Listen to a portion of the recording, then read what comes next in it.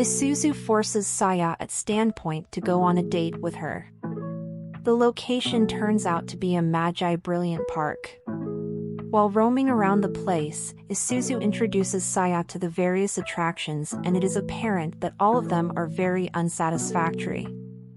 After going once over the park, Isuzu asks Saya his thoughts about the place, to which he responds very negatively. Just when he's about to leave, Isuzu offers him some croquettes which turn out to be very delicious. Deciding to know who made them, Saya follows Isuzu to meet the manager of the park, who is dressed like a princess, Latifa.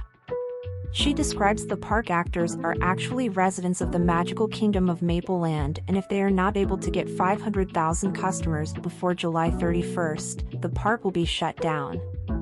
If the park should ever get shut down, everyone who works in it as well as the entire Maple Land kingdom itself will cease to exist forever. Fearing what may happen, she asks Saya for his help by taking over the manager position. In addition to his help, she also tells him that she will give him magical powers by simply kissing him. The next day, Saya realizes he has the power to read people's minds. Isuzu again takes him to the park where they proceed to meet some people from Amagi Development. They're the ones who would take over the park once the time expires. One of them recognizes Saya and tells him not to get close to the losers in the park or he too will become one. In the park, an assembly is held where the Princess Latifa announces the park will be closed in 3 months. Saya returns to them and announces that he will save them, but later when he's alone with Isuzu in Latvia, he says that he just claimed to raise everyone's spirits. Saya makes an announcement for cast workers, saying that the park will be closed for a day due to repairs. When Moffel hits an annoying guest, Isuzu attacks the guest and his friends with which cause memory loss. Salama records the fight with her cell phone. Saya records a promotional video with the Elementario fairies, Latifa, and Isuzu wearing beachwear, but it does not get as many views as expected. Then he uploaded an edited video of the fight, which got many hits and as a result gave many views to the PV uploaded beforehand. Thanks to Saya's flawless management, the park's efficiency and visitor count is increasing. When informed by Isuzu that Mafuyu, Makaran, and Tarami have some complaints, he decides to let her deal with them instead. But the Elementario fairies show him that instead of looking for a compromise, Isuzu just ends the discussion by threatening them with her weapon.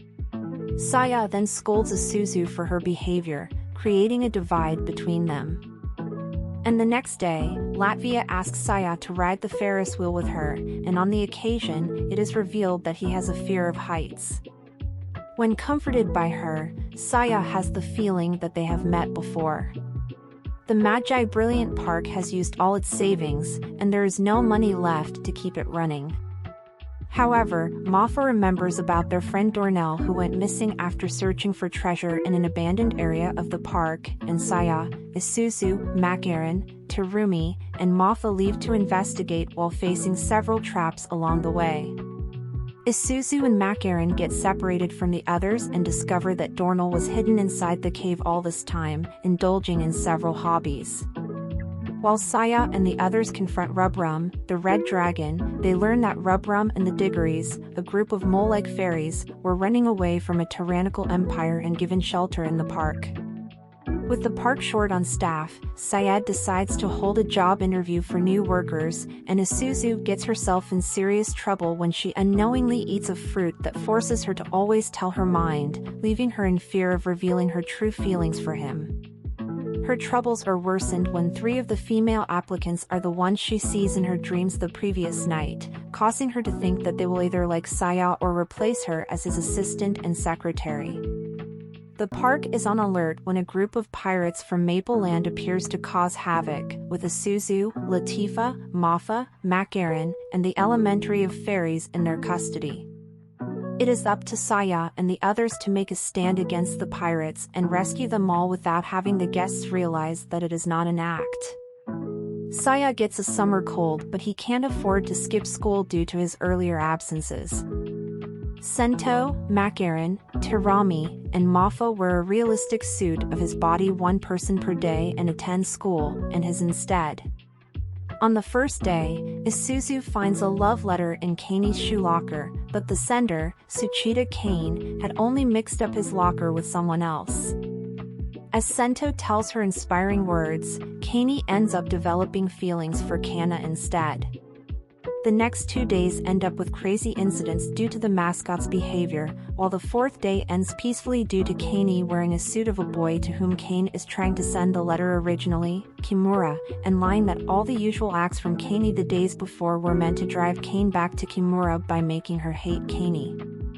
Having not improved at all with their attraction due to their lack of teamwork, the elementary fairies are invited for dinner with Latifa and unwittingly activate the castle's defense system. Trapped inside the castle, the fairies must reinitialize the system from the inside, but to do so, they must pass a series of trials that demand them to work together. Everyone's doing their best, but it seems impossible to reach the goal of 250,000 visitors. Isuzu tells Kane why Latifa faints so often. It turns out there's an anonymous draining curse upon the princess. A Magi Brilliant Park was built to keep Latvia alive. Saya recalled that the meeting with the princess when he was young, but she looked exactly the same then. Maffel told him that the curse not only affects her health but also resets her memories and physical development every year. With only 10 days left until the deadline, Saya hears from Trikin that he found what he asked him to look for, renewing his hopes. Saya's plan to reach the quota in 10 days involves hosting a soccer match at the park stadium.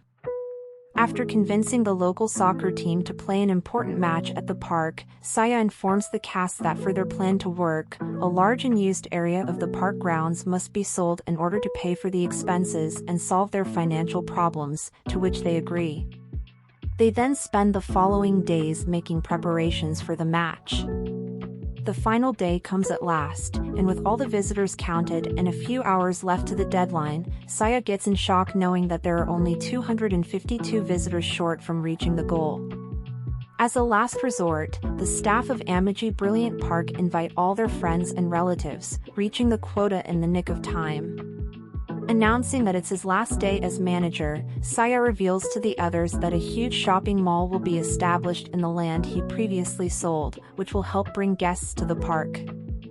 Takaya from the Amagi development compliments Saya for the feat but also mocks him because the issue with Latifa's condition is yet to be solved, revealing himself as the wizard who cursed her in the first place before fleeing. However, when midnight comes, Saya and the others discover that the huge quantity of animus gathered in the last weeks was strong enough to break her free from the curse, much to everyone's joy. Saya bids farewell to the people of the park. The next day, Saya returns and assumes his post as the manager of Amagi Brilliant Park, claiming that there is still a lot for him to do.